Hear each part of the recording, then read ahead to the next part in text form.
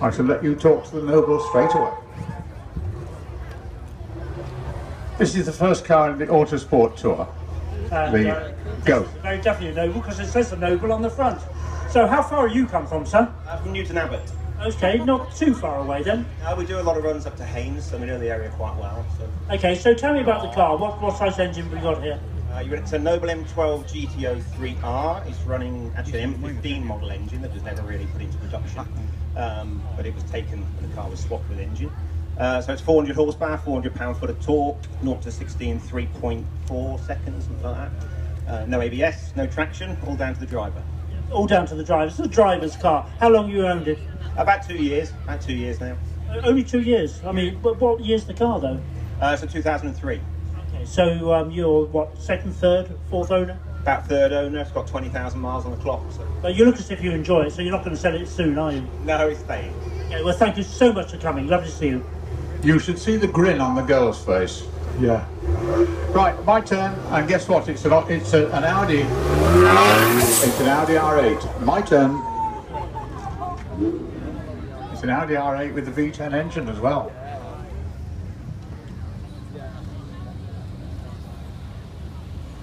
Good morning, young sir. Good afternoon to you too. You're Tony, right? Sorry? You're Tony? Yes, Tony Cox from Plymouth, yes. So Tony, this is, you may have heard me drooling about R8s already today. This is obviously a very, very usable, very fast, very desirable motor car. It certainly is. It's the best car I've ever owned. And you're part of the Pistonheads tour. Where did you start the Pistonheads tour this morning? Haynes Motor Museum. Oh, and you've had a sort of gentle potter around the area before you got here? Correct, yes. Has anyone tried to sell you anything yet? Not yet, but I live in hope. Tell the world what we've got here. We've got an Audi, which is obviously German, and they're related to VW. What's the engine and where is it? The engine is a V10, situated in the rear of the vehicle. Its standard power output is 520 brake horsepower. This has had an upgrade by Ricky Elder from RE Performance in Swindon, so that it's currently running at 600 horsepower and about 430 pounds-foot of torque. Now, I am immediately jealous, and I want to know where you get any chance to drive this car quickly off the public highway. Good morning, officer. Well, to be frank with you, I haven't done a track day in it yet, but I'll drive yours, but not mine. Thank you very much for that. Audi R8, 5.2 litres, Lamborghini type V10 engine, gorgeous. Take it down the road. So the next car we've got coming down, Graham, is the Honda Civic Type R Turbo. I only know that because it says it. And here it is. I know that the owner anyway is Nigel. I wonder if it's Nigel driving. Is it Nigel driving? Yes, he's nodding his head. Hello, Nigel. Had a good trip? Sorry, thank you. Okay, and what sort of speeds have you been kept down to? Of course. And tell me a little bit about the car then.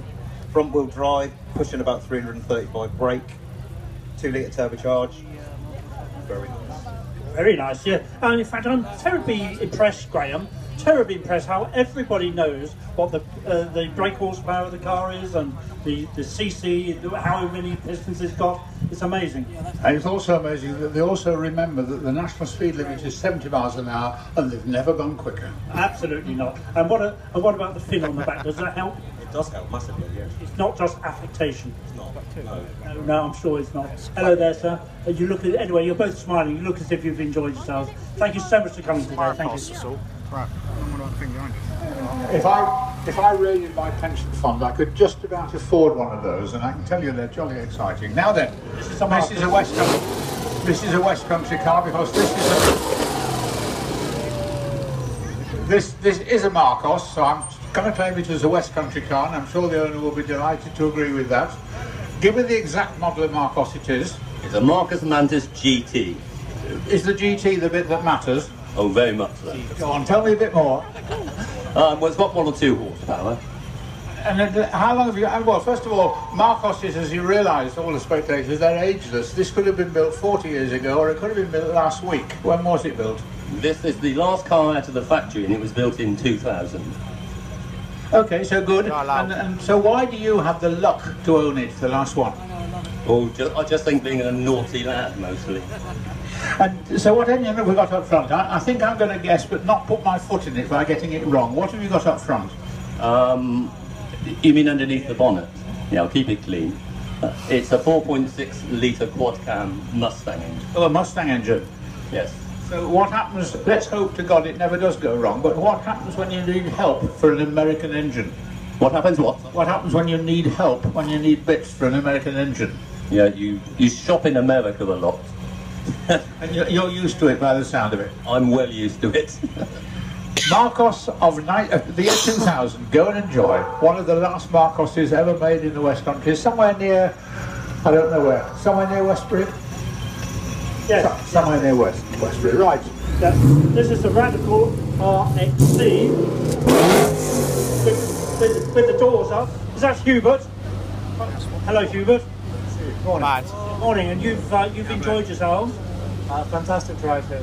Now you look as if you're about to take off. What's all this about the doors?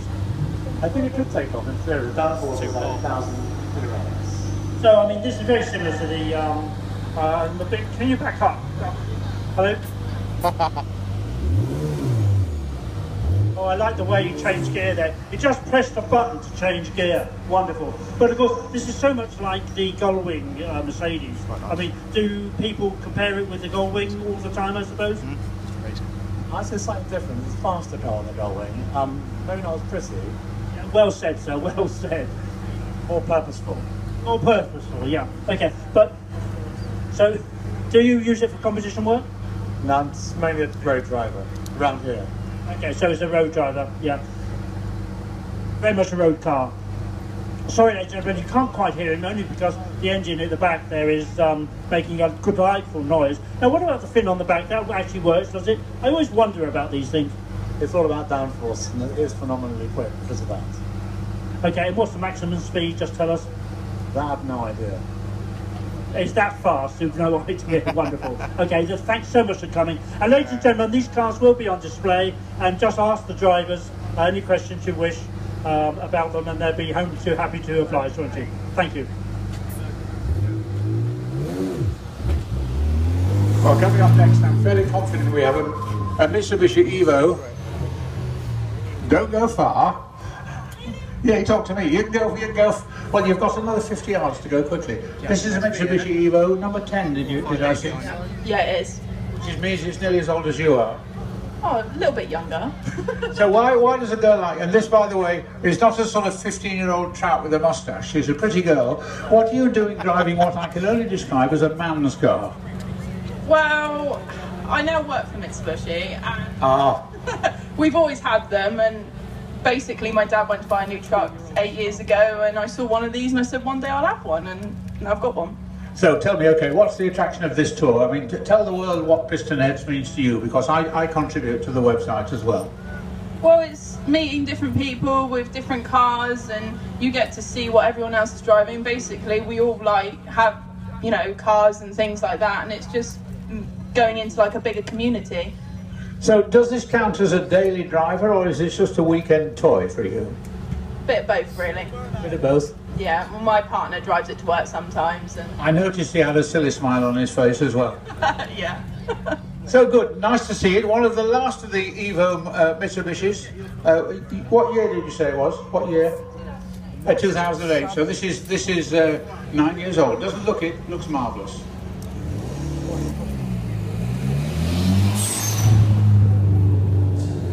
We've got 30 cars in the lineup. We're just moving through them as briskly as we can. Well, my list tells me that this is an Aston Martin, but I don't think it is it?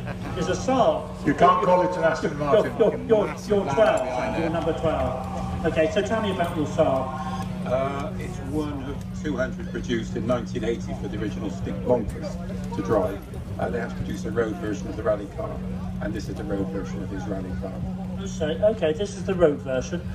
What I see immediately in front of me is not leather upholstery, but some sort of velour, isn't it?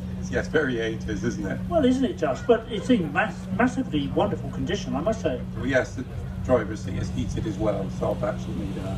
So very much a driver's car then, and obviously very much a car that you can enjoy. Oh, absolutely, yes, we've owned it for new, so we've had it 36 years.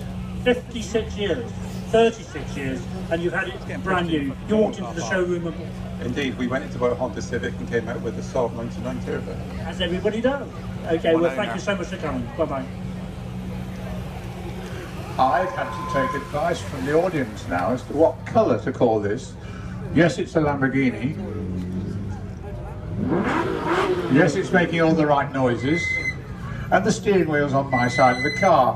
Why is it squeaking at me? There's something wrong with your Lamborghini. Describe the exact colour scheme on this car. Orange. Oh, come on, I'm looking at... He just said orange. You're useless. I was expecting a really sensible name. I don't know what it is. Okay, but tell me more. This is a Diablo, right? What's the engine behind it? I mean, it's a V12, but how much are you boasting about? It's 6 litre, 550 brake horsepower. And you've got the expression that says, and I've used all that horsepower from time to time. Once. Once? Where? Millbrook or somewhere like that? Abroad. I see, good. Why a Lamborghini and not, for instance, a Ferrari? Sorry to mention the opposition. The Ferrari's at home. Are you serious about that? I can't stand that. I can't stand it. Take it away. That's funny. I own a Lamborghini and a Ferrari. God, I feel poor all of a sudden. This is a Ferrari 488, as everybody can see. Red and white. That's unusual for a Ferrari, I would have thought. A white top. But we have Michael Clark. Is that true, sir? And the white top is a tribute to a friend of mine, Mauro Forghieri, designed for Enzo Ferrari all his race cars in the 60s, 70s and 80s. Mauro is absolutely brilliant. And in the 70s, he introduced the colour scheme for the Formula One cars, which you see on the roof. So it's a tribute to him. Oh, well, that's a very, very nice story. And he's got Go Fast stripes as well on the top. Yeah, that makes all the difference. You couldn't manage without the Go Fast stripes. Also helpful is a 3.9 litre engine with twin turbochargers. 660 brake horsepower means you can get from A to B quite quickly. Yeah, but on British roads, how does that work out? Well, your worships, I never go beyond the speed limit, so I couldn't possibly say. But you've taken the car aboard, I'm sure. Circuits I've driven on quite a lot, and that's fun. You can open up there. Well, thank you so much for bringing the car today. It looks absolutely marvellous. You've obviously spent a lot of money on polish. Thank you very much. Apart from the door handle. Look at the door handle. And now for an early example of the car that changed history. It's a Quattro, it's an Audi Quattro. It's got several things that ordinary motor cars didn't have until 1980-81. Not only did the Quattro have a turbocharged engine, it was a 5-cylinder turbocharged engine, and it had 4-wheel drive. And that made up a lot of the difference between this car and everyone else's ordinary junk, didn't it? It did. It did indeed, yeah. This is quite an early one, I guess. I'm looking at about, what, an 82? Yeah, no, sir. 85, but nevertheless, we forget this is now it's over 30 years since this car was built. Didn't Audi make the big breakthrough to come up with this? Yeah, it's lovely. It's an excellent car. Brian's the owner in the back. I'm chauffeuring him today. Good morning, good afternoon, Brian. Is he being very good about it? He's going a bit fast, the man said, so you ought to go slower. Do you get the chance to drive this fairly often? Not really, no. A couple of times a year we drive it. And what sort of toy do you have instead of a Quattro? I've got a BMW. We all have BMWs once or twice in our lives. Right, go ahead. Yeah. Ginetta coming. Peter can have the Ginetta.